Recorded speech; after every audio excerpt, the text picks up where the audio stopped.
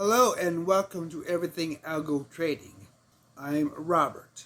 We are looking at my live or real money account, and it's been quite an interesting month so far. But this is month over month history since I started this account in 2023, December. Now, I started this account with a $1,000 budget for the sole purposes of testing a theory for grid trading. But so much more ended up happening throughout this test that it really helped me build my theoretical process into a practical, real world approach that has, for the most part, done very well. We are looking at the month over month versus the actual profits I made that month, or in some cases, losses. Losses are a realistic part of the game, but part of this challenge was to change how I took the losses. Rather than letting the market dictate when I took losses, I tried a different approach that I've discussed many times before, called reduction, where I deliberately take losses along the way. That process has worked very nicely, but what I didn't expect this little experiment to reveal was a level of market volatility that became incredibly pronounced. So let's get down to the bottom of this information and actually look at that situation. Okay, we are looking at the totals and statistics for my Cherry Blossom account. Let me turn my graffiti on and time to have some fun. We can see for the most part that the profits remain pretty consistent, and I have an average profit of almost $9 a month. But what's interesting is even though most of my months are above my average, the last 4 months have been drastically below my average. This became an unusual representation of volatility. Nothing in the algorithm has changed. Nothing in my approach has changed. But the market has slowed down drastically. And we can see that from June, July, August, and currently September. July was close to my average, but still under it. But the other 3 months have been significantly under average. Now, whether or not you want to attribute this to the impact of tariffs, higher than normal cost of living, or any other economic factors that may indeed have a place in this discussion, I don't know that it really matters from the standpoint of what we are looking at, and that is a suppressed or slower than normal market for the Euro USD. Now, this is quite interesting because the Euro USD is the largest Forex pair on the Forex market. So for it to have such a drastic drop in volatility, liquidity at actual trade operations, is somewhat telling and interesting in terms of a larger economic situation.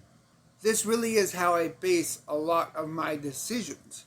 If the market looks more volatile, I am more likely to get into it more frequently. If the market is less volatile, as we have looked at for the last 4 months, my process is likely to slow down and become more defensive. A less liquid market or a less volatile market means there's less people participating, and it's going to be more difficult to get out of any positions I might already have. And we are going to look at the charts later on.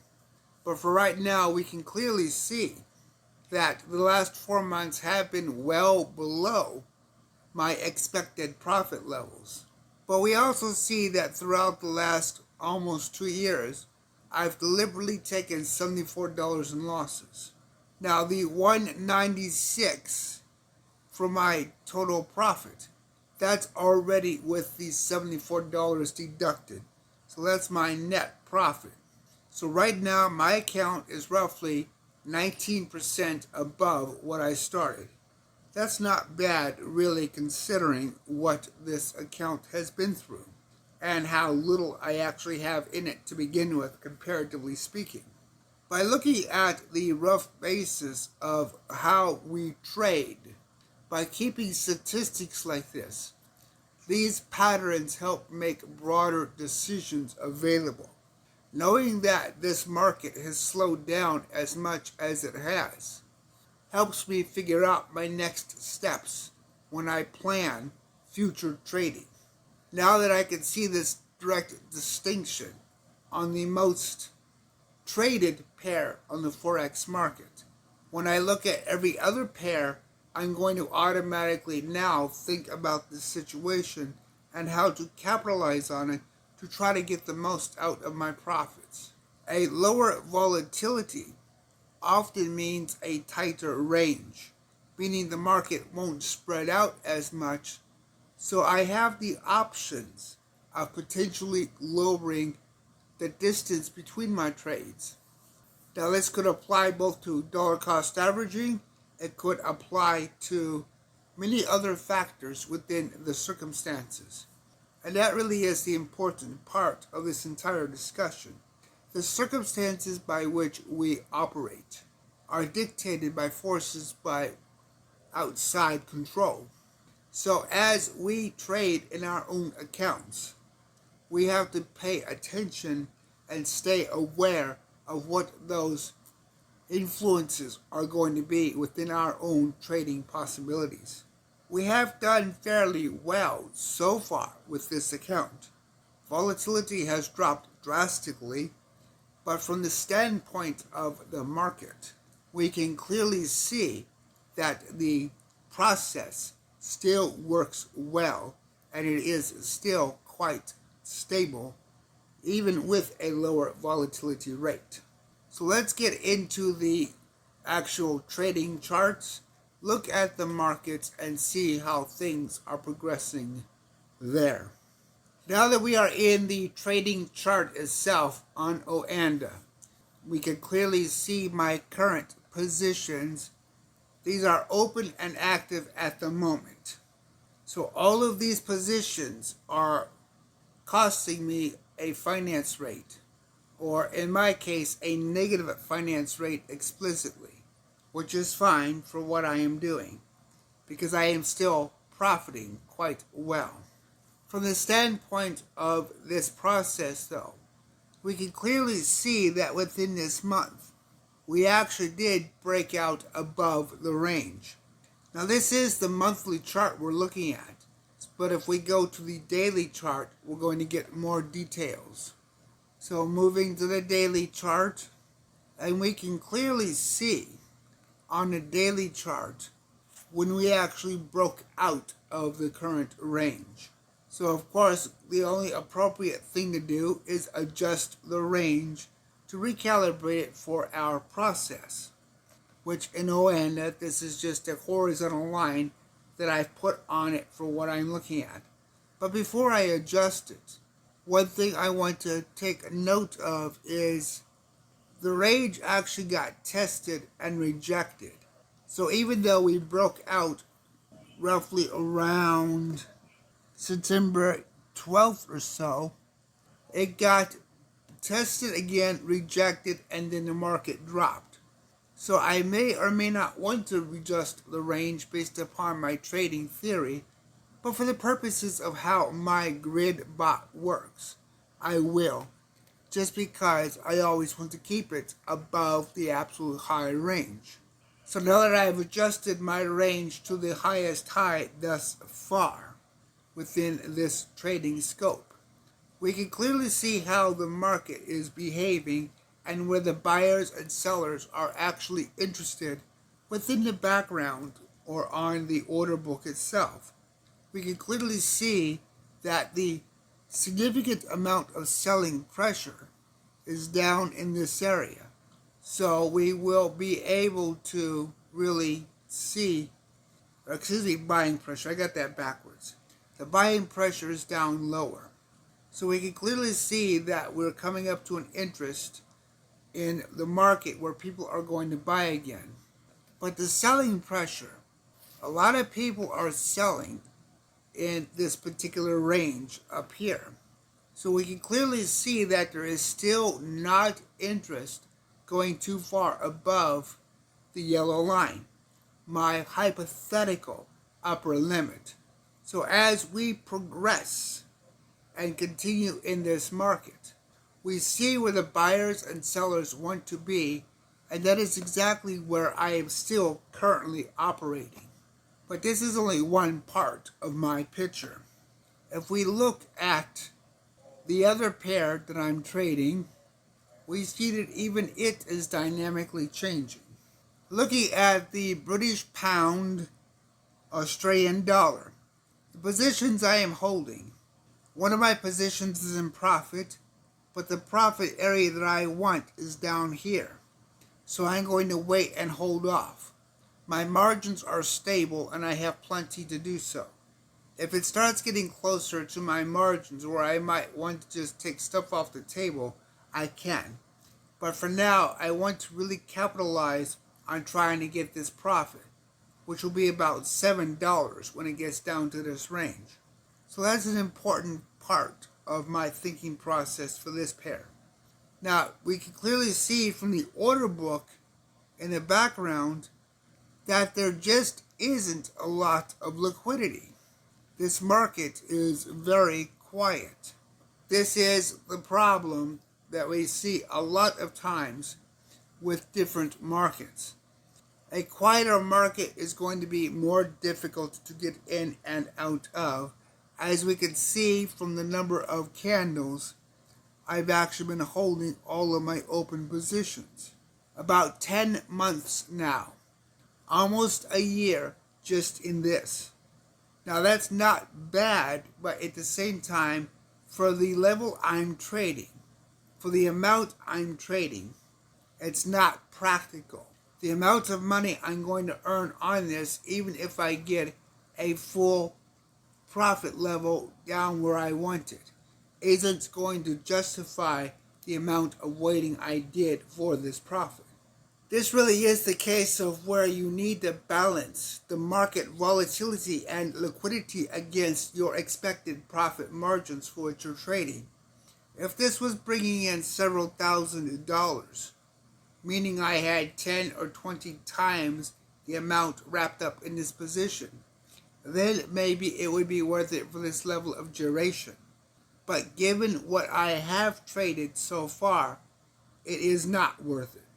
It's a wonderful pair to learn on, but in terms of getting in and out of, in terms of actually using a volatility style trading approach, it is absolutely horrible.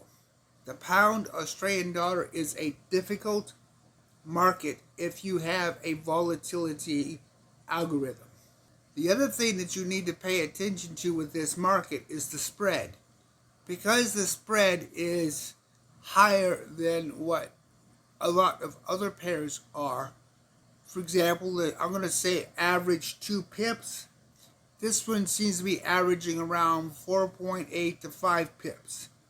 That additional 3 pip spread hurts your ability to really get in close and scalp smaller prices. So this market isn't so much of a short range market, meaning you're not going to do well on the 1 minute, but the 5, the 10, the 1 hour, or even something like what I'm using, which really doesn't depend on any time frame, but it's just price based, will do well as also, as long as you understand that it does not have a lot of liquidity and or volume, so its trading is going to be significantly slower.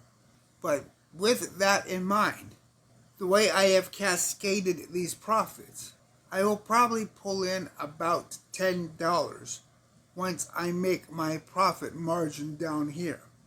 Now, I could, of course, take out these positions ahead of time if I felt the need to, but at this point, I don't want to. At this point, I want to try to just let them sit Given that I have a $10 position size for every one of these positions, this upper position here, when it reaches the green line, is going to have roughly a 70% profit rate. But that's wonderful on paper. Practically, I don't know. We'll see when we get that far. I'm certainly not going to be disappointed in it, but 10 months is a little bit rough waiting for $7, where a lot of my other algorithms could get that a lot faster. Even on my Euro USD, where it is considered aggressive hyperscalping by some, I'm walking away with $4 in a month for the worst case volatility. Normally, I walk away with $20 a month. So there's a big difference when volatility plays in a game. And I think that's really the biggest takeaway of this discussion. When you're trading, take the time to figure out what the volatility is and just how well it's going to work in your favor. Something I mentioned earlier was my finance rate. And that is right here where I got a negative finance rate of 90 cents added to my account. So yes, I am actually making money holding. That's not always the case, but for this particular situation, it is, and it's also a major consideration for how I trade. If you're losing a significant amount of money holding, then you don't want to hold. But if you can break even or even just lose a little bit, then holding becomes viable because you can consistently factor that into your profit margins. So always pay attention to those details because every little bit helps. But as we look at my actual margins, I'm only at 14% right now, and I've got 600 available. So we have a significant portion of room to simply let this sit. Now, if I get up to higher, say 30 or 40% margin usage, then I'm going to clear these off, absolutely. But for now, it's just worth letting them cook. Hopefully this helps get across some of the details that often get overlooked in trading when you're looking at your own situation. When you're thinking about how you want to trade, about the methodology you want to use, volatility is a mainstay in that conversation. It's something that plays a major and critical part of your own ability to profit.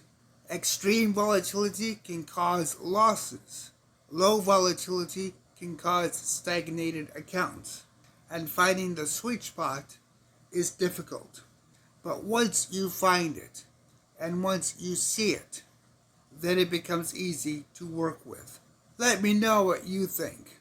How has your trading been lately? Has volatility been nice to you, or has it caused losses? Share your thoughts.